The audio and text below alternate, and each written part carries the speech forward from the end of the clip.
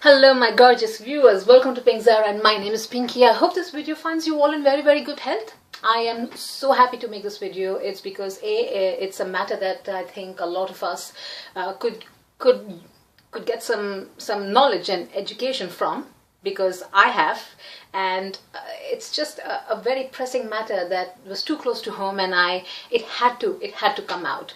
So a few weeks ago I made a video called Dateiquettes, and I'm glad I did, because this is part 2 of Dateiquettes, and here I'm going to talk about some red flags. Now, when you land on a first date and somehow manage to go on a second date with a person, it's not enough time to know someone's history, what they are like, their quirks and abhorrent habits and rage-inducing foul things they do.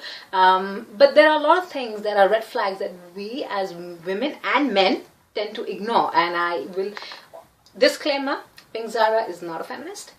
Pink Zaira is feminine, so I'm never going to favor women over men, and vice versa. It's never going to happen. And I do have some material following this video on how men go through anguish, but they're too proud to talk about. I'm gathering the material, getting consent. It'll come to you very soon.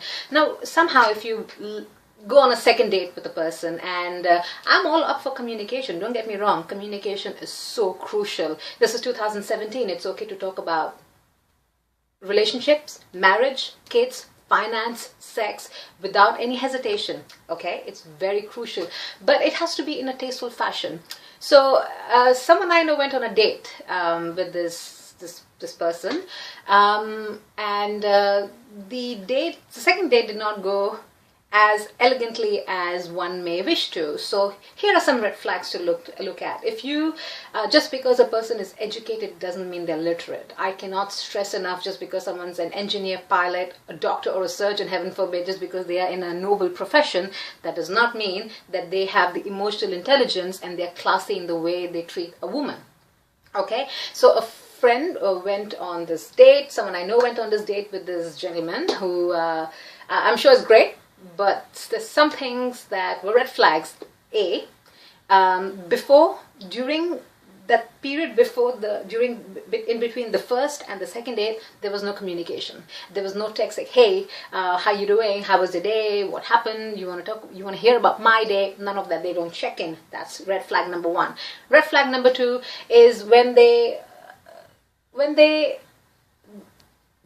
talk about sensitive matters like passion, sex, and they are not respectful about it.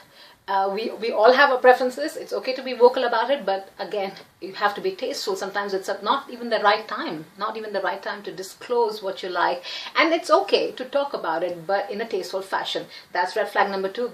If they're disrespectful about such sensitive subjects.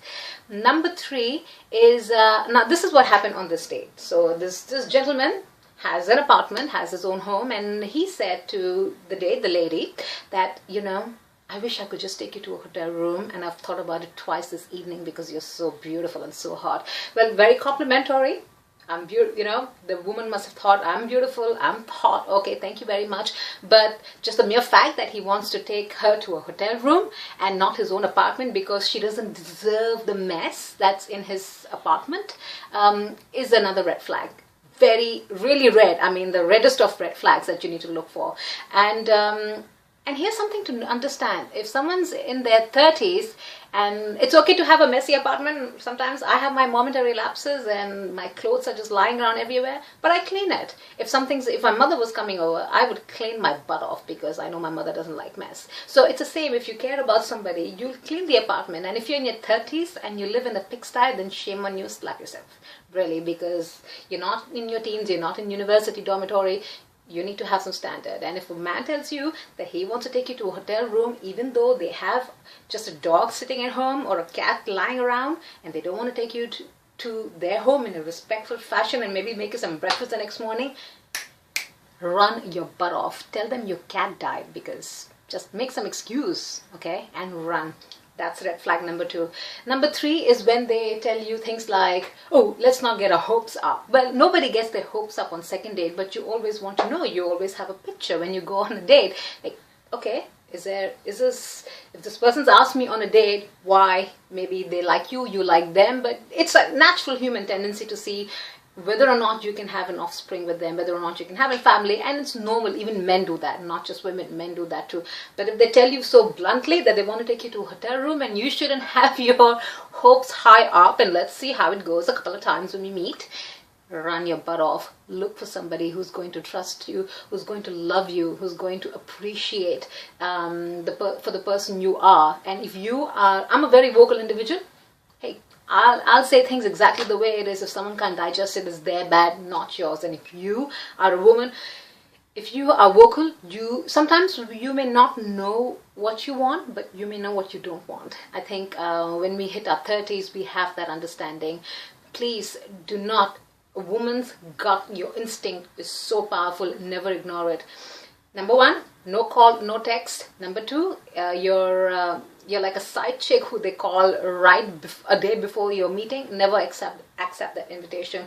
They call you after 11 o'clock just to check in how you are. Never answer the call. Have some standard. You're not that type of a woman. You're a lady, okay?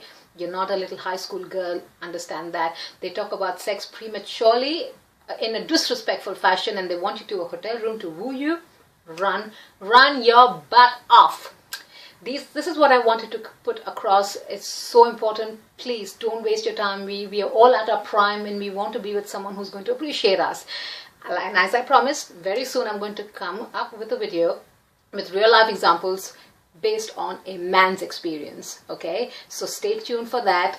Until I see you next, before I sign off, either drink or drive. Don't do both. Please don't be a hero. Life's too short, okay? I'm sure you're all heroes in your own respective lives.